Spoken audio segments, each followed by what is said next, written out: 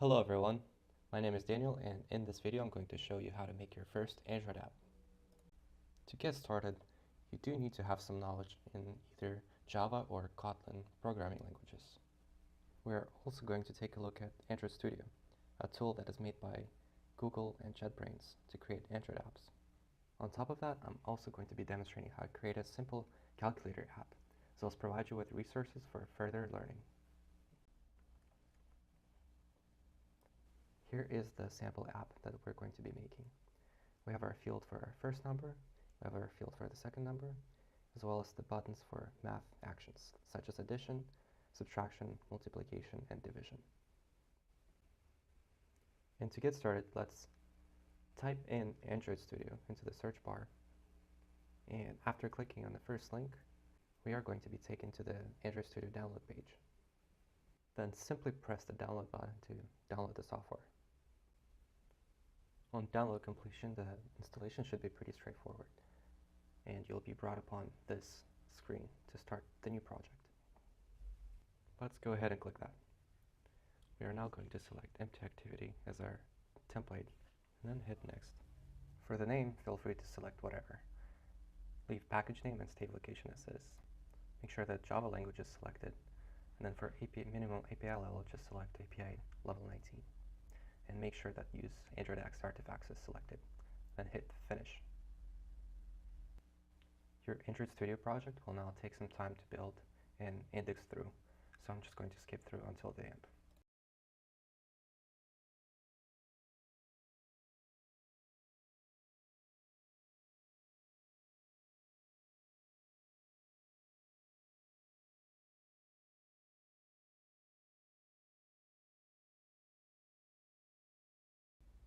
Alright, now that it's done, on the left side we can see the file structure for our project.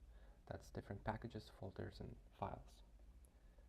And what we're actually going to start with is just activity main.xml file and go through that. You can go to it either by clicking at the tab over here or by looking through the rest folder, layout, and activity main.xml.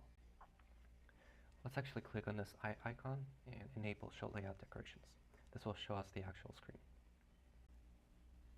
Okay, so take a look at this item. It has some weird lines on it. And if we remove those and place this text widget at the bottom right corner, like this, and then switch to the tablet view, this widget is actually going to stay in that same place instead of moving to the bottom right corner. So let's switch back to the phone view. And if we enable this bottom constraint to the bottom of the screen and right constraint to the right side of the screen, if we switch back to the tablet mode, it will actually go along with the screen size and move down to the very bottom as well. And let's see if we can zoom in a little bit. Okay. Alright, let's go back to the pixel again. Let's actually delete this hello world text view, and we should now put in some fields to input our numbers from the bullet section. So let's grab the number decimal, because we're going to be inputting decimal numbers. And this is going to be our first operand, so let's call it first operand, and hit enter to set the ID.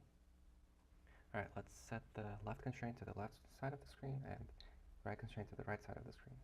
Top to the top, and let's set the top margin to 32, no, 64. Let's do 64. Alright, so let's add the operation text.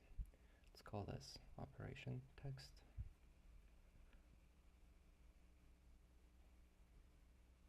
And constrain the top to the bottom of the first operand. Left side to the left side of the screen, right side to the right side of the screen. And set the top margin to 16. Okay, let's now grab the second operand. I'm going to constrain its top side to the bottom of the operation text. Set the margin to 32. And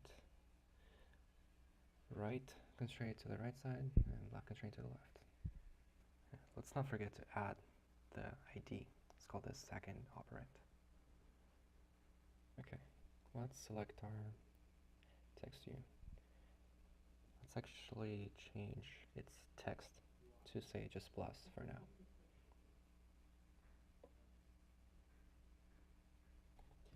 Okay, let's also change the color of that text view to color black. And you'll see a pop-up, just hit enter. Let's make it bold and center it inside the box. We'll also bump up the size to 32 SP and hit enter. Alright, let's also increase the margin to 32. Okay. Let's also not forget to add our result text. So we'll place it over here, change this text to just say result for now, hit enter. Let's also increase its size to 64 SP. And let's also add the constraints left and then the right, and also the top one to the bottom of the second operand. And let's leave the bottom one alone for now. Let's increase the top margin to 64. And let's change the color to black as well. Make it bold and center it. The next thing that we need to do is to bring in an addition button. So let's drag this button over to the bottom left corner, put the bottom constraint, left constraint. Let's change the text to say plus, press enter, and then let's set its ID to add underscore button.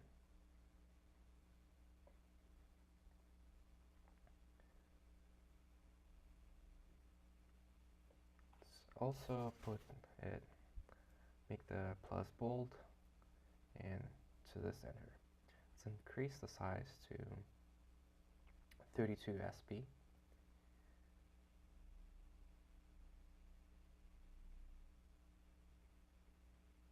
And let's see. Let's just change the background to transparent so that way it could look a little bit better. Something is okay. I need to center this. Alright, and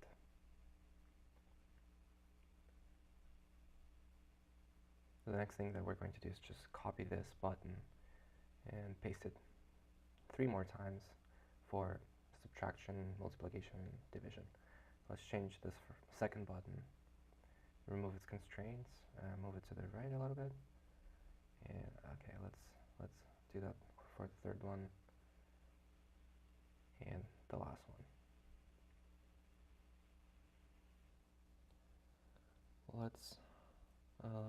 Let's change the text for the second button to say negative and change its ID to sub underscore button and press enter.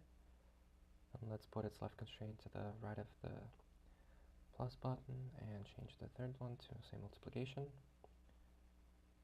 Actually, let's do the X. Oops. X. Hit enter. Nothing needs to be changed here. And let's change that to say mul underscore button. Just to bring it to the right of the negative. And then the fourth one is the division button. Let's call this one div button. Alright. Let's put its right constraint to the right of the screen, bottom to the bottom. We're actually going to put the multiplication to the left of the division button, and just going to space them out by removing the constraint from this one, and increase the margin to the right of the division to 16 and to the left of the plus to the 16. Perfect. Alright. I forgot to change the ID of the result text, so let's say just result underscore text. Alright. And I think this looks good. The next thing that I would like to talk about is how you could actually run this app right now. So if you see this button right over here called AVD Manager, if you would like to just click on it and still open up the window, And here you can actually create or add your own virtual device. Let's go ahead and select Pixel, hit next, and then here you can choose whichever version you'd like and hit next. You can add a name, you can enable or disable device frame, and then whichever one works, so then just click finish. And this is going to create it. We can now run that emulator just by hitting this play button right here. So let's do that. So here's our virtual device, and I'm going to fast forward until it boots up completely.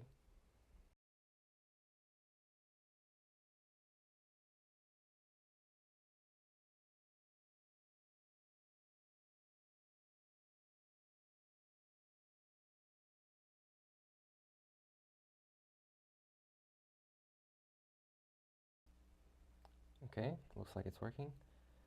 Okay, so let's go ahead and try to run our app by pressing this play button right here. Press on it and then select your virtual device and hit OK. What this will actually do is start compiling our project and building it to be able to be installed on an actual device. And upon finishing, it will start installing it.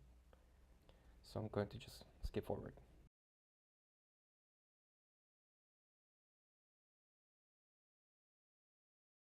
Okay, now it's fully running, but when I click the buttons, nothing actually happens. We can, however, type in the numbers into the fields, but once again, it's kind of useless right now because we haven't actually attached any of the code. And that is what we're going to do next. Alright, let's close our emulator and let's go back to the Android Studio. And let's hit this tab that's called Main Activity.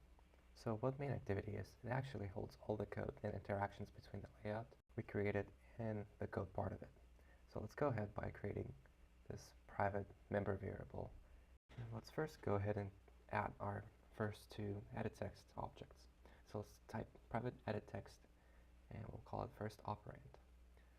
And if you get this error, all you need to do is just hit Alt-Enter and it will import the required line.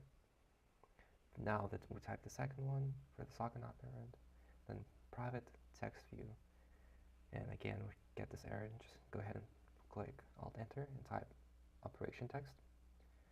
And the next time I'm going to do private text view, we'll call this one the result text. And we'll also need to add our 4 buttons. So let's go ahead and type private button, hit enter, and type add button. Let's go ahead and copy that and paste that 3 more times.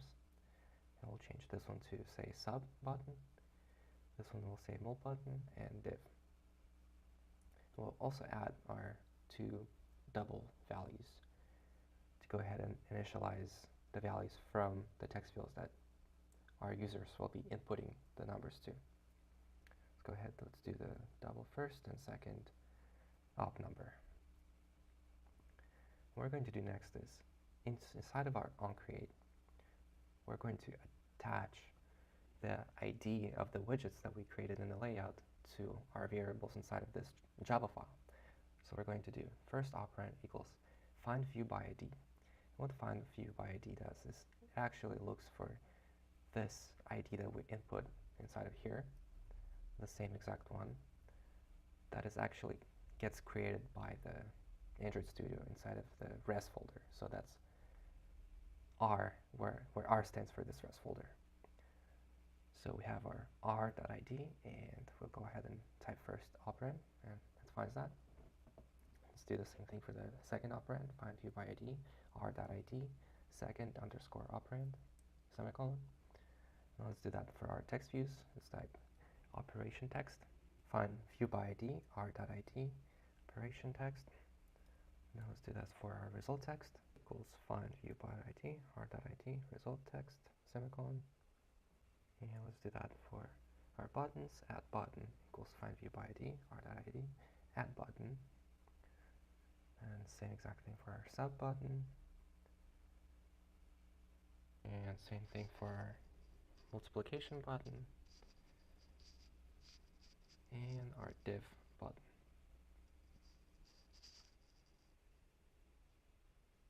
Alright, we have this now, so we have actually attached our variables to our actual layout IDs. And we're going to use our first op number and second op number to grab the numbers off of the first operand and second operand. However, although we did attach our references, we are not actually doing anything with them. And actually, these two lines are supposed to go a little bit above before all of that. Okay, cool. So we fixed this. Now we should actually do something with the buttons. So let's start off with our add button. To be able to listen to click events, we need to do add button dot set onClick listener. And for this, we'll need an object to pass in a new object of onClick listener type. So let's go ahead and type new onClick listener and just hit enter, and this will actually fill it out for us. Instead of this onClick function, we will actually type our code to actually interact with the button so that onClick will execute this code block for us. Let's go ahead and continue by first grabbing the number from our first operand, edit text. To do that, we type first operand dot get text dot toString, and this will get us the string form of our input. So instead, we need to do double dot value of and put that inside of that to get our first operand number. And let's go ahead and do that same thing with our second op number. Second op number equals double value of and second operand dot get text toString. Cool. So now we have our two numbers.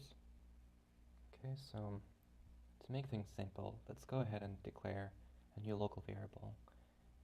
And we're going to go ahead and do double and result, and we're going to perform an operation. So first op number plus second op number, since we're doing addition for this button.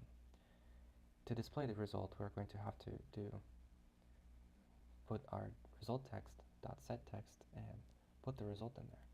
But this is actually going to look at first string resource ID, which is an int, and as we're passing the double, it doesn't really recognize it.